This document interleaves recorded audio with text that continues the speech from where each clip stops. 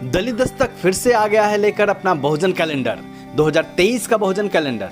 इस बार के कैलेंडर में होगा बहुत कुछ खास। जानिए उन बहुजन स्थलों के बारे में जो महत्वपूर्ण हैं। बुकिंग करने के लिए दिए गए नंबर पर संपर्क करें या व्हाट्सएप करें।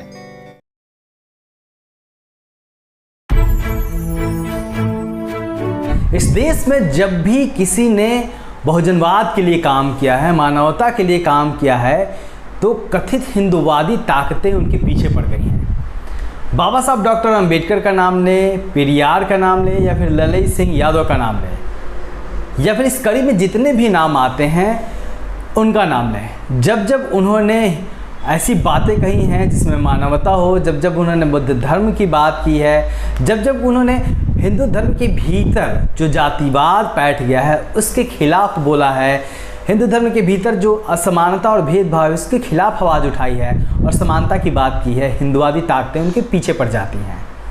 ताज़ा मामला दिल्ली का है, जहां भारतीय जनता पार्टी और तमाम हिंदुवादी संगठन, दिल्ली सरकार के मंत्री और यूं कहें कि दिल्ली सरकार के ऐसे मंत्री जो बाबा साहब की बात मंत्री पद पर रहते हुए लगातार करते रहे हैं, जो अंबेडकरवाद की बात करते हैं, जो मानवतावाद की बात करते हैं, बुद्ध की बात करते हैं, उनके पीछे पड़ गई है।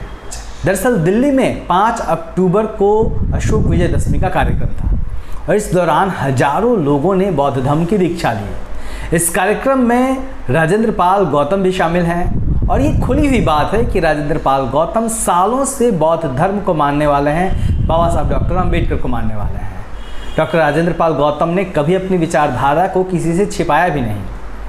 इस नाते और सामाजिक कार्यक्रम होने के नाते डॉक्टर राजेंद्र पाल गौतम उस कार्यक्रम में मौजूद थे, अशोक विजयदशमी के कार्यक्रम में। इस दौरान जो बाबा साहब डॉक्टर अंबेडकर ने जब बौद्ध धर्म की दीक्षा ग्रहण की थी 14 अक्टूबर 1956 को, उस दौरान बाबा साहब डॉक्टर अंबेडकर ने 22 प्रतिज्ञाएं दोहराई थी, जिसमें उन्होंने साफ साफ ब्रह्मा विष्णु महेश को, रामकृष्ण को ईश्वर न मानने की वकालत की थी, बात की थी। जब मंच पर और हजारों लोगों के बीच में यह प्रतिज्ञाएं दोहराई जा रही थी, 22 प्रतिज्ञाएं, तो राजेंद्र पाल गौतम भी मौजूद थे और अब इसी को लेकर भारतीय जनता पार्टी और तमाम हिंदूवादी संगठन ने उनको निशाने पर ले लिया है, उनके पीछे पड़ गए हैं। और राजेंद्र पाल गौतम के बहाने निशाने पर दिल्ली के मुख्यमंत्री अरविंद केजरीवाल आ गए हैं और अरविंद केजरीवाल से कहा जा रहा है कि राजेंद्र पाल गौतम को तुरंत बर्खास्त किया जाए। इस पूरे मामले के बाद राजेंद्र पाल गौतम ने अपनी बात कही है। उन्होंने कहा है कि मैं किसी धार्मिक भावना को ठेस नहीं पहुंचाना चाहता और 1956 में जब बाबा साहब डॉक्टर अंबेडकर ने ली थी बौद्ध धर्म की दीक्षा, तब लाखों लोगों के उन्होंने ये 22 प्रतिज्ञाएं दिलाई थी और तब से साल दर साल ये 22 प्रतिज्ञाएं तमाम दीक्षा कार्यक्रमों में दोहराती जाती रही हैं, इसलिए इसमें कुछ नया नहीं है। लेकिन यहाँ सीधा सवाल यह है कि ऐसे ही जब पेरियार ने सवाल उठाया था, सच्ची रामायण लेकर आए थे, जब ललित सिंह यादव पेरियार ने हिंदी में उसका अनुवाद किया था, तब उनके पीछे किस तरीके से हिंदुवादी ताकतें पड़ी थी, मामला कोर्ट तक में पहुंचा था। हालांकि तब कोर्ट में ललित सिंह यादव पेरियार जीते थे।